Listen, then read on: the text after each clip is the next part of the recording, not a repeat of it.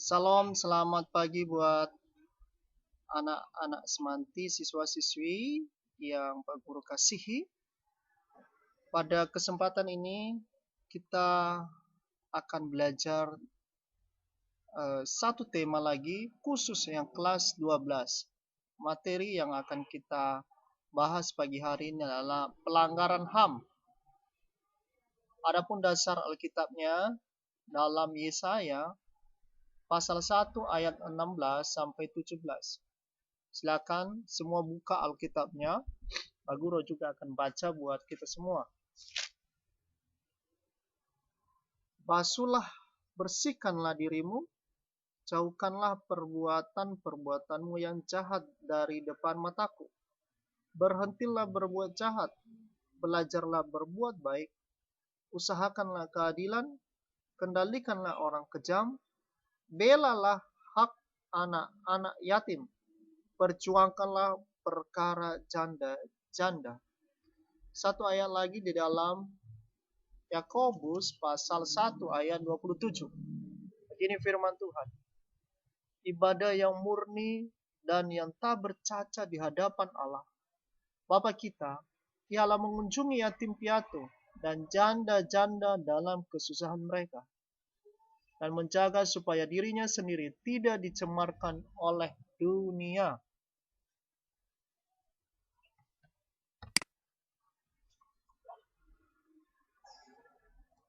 Ya, pada pertemuan kali ini kita akan belajar tentang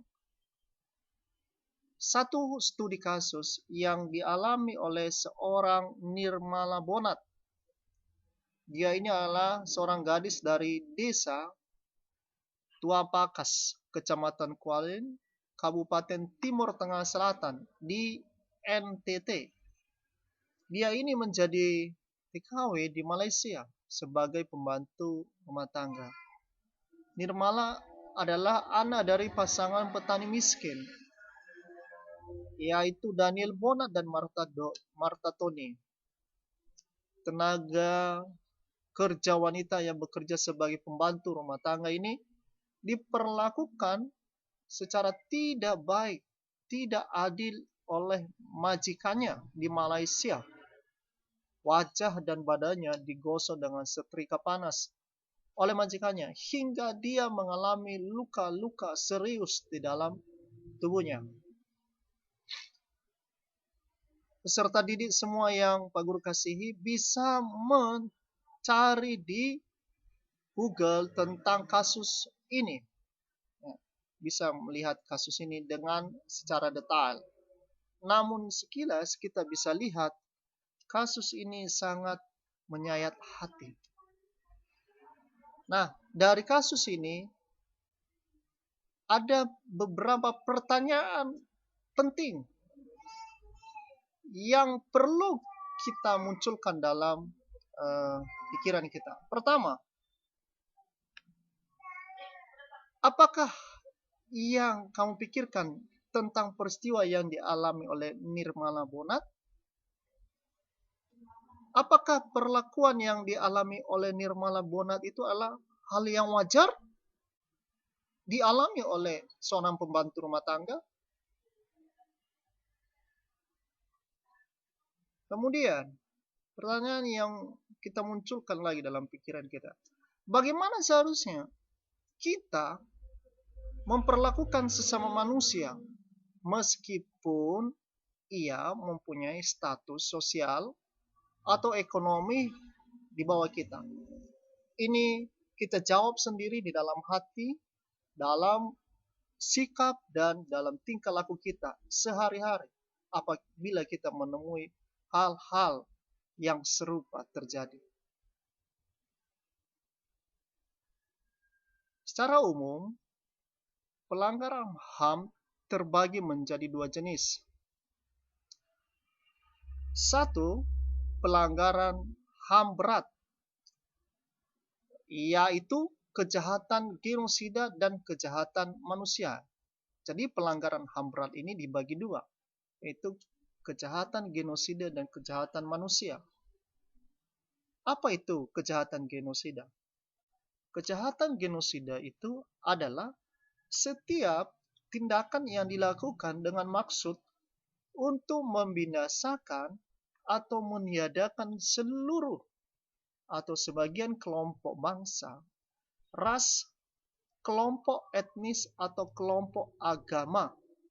Hal ini dilakukan dengan cara menghabisi nyawa anggota kelompok tertentu, menimbulkan penderitaan fisik dan mental, menciptakan situasi yang mengancam keberlangsungan kehidupan seluruh atau sebagian anggota kelompok, melakukan tindakan tercela guna menghambat kelahiran di dalam kelompok tersebut, melakukan pemindahan secara paksa anak-anak dari kelompok satu ke kelompok lain. Contoh yang pernah terjadi dengan kejahatan genosida adalah peristiwa pembantaian orang-orang Yahudi di Eropa oleh Nazi Jerman selama Perang Dunia Kedua di bawah pimpinan Hitler. Inilah salah satu yang dikategorikan sebagai kejahatan genosida dan masuk dia dalam pelanggaran HAM berat.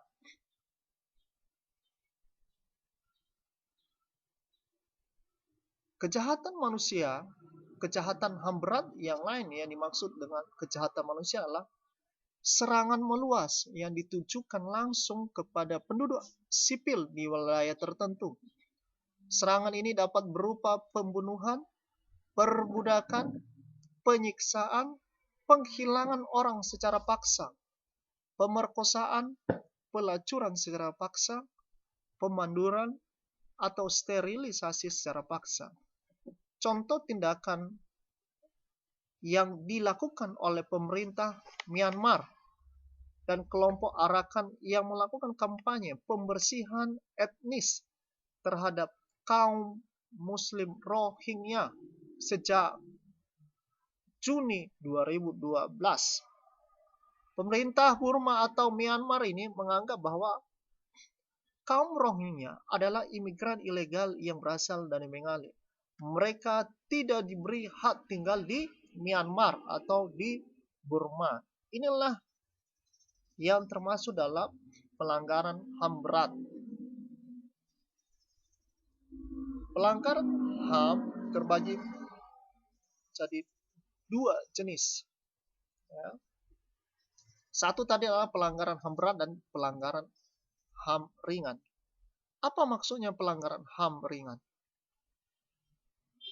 Maksudnya adalah segala bentuk pelanggaran selain kejahatan genosida dan kejahatan manusia. Hal ini termasuk pembunuhan, pemerkosaan secara individual, penipuan, perampokan, penyiksaan fisik, psikologis seseorang, intimidasi, pengekangan terhadap kebebasan seseorang. Namun sekalipun kedua kejahatan ini ditingkatkan, dibeda-bedakan, namun pada dasarnya sifatnya adalah sama, yaitu mengambil hak seseorang.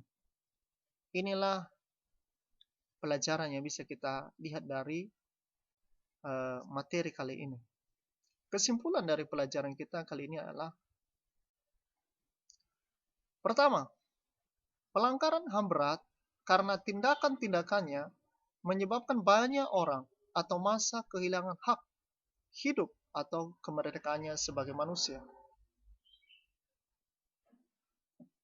Pelanggaran HAM ringan adalah tindakan-tindakan kejahatan yang efeknya mempengaruhi satu atau sekelompok orang saja.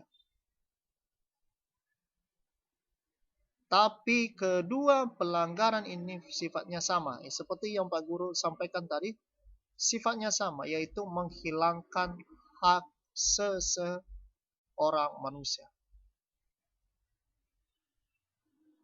Demikian materi kali ini. Sekian dan terima kasih. Tuhan Yesus memberkati siswa-siswi kali ini. Tuhan Yesus memberkati.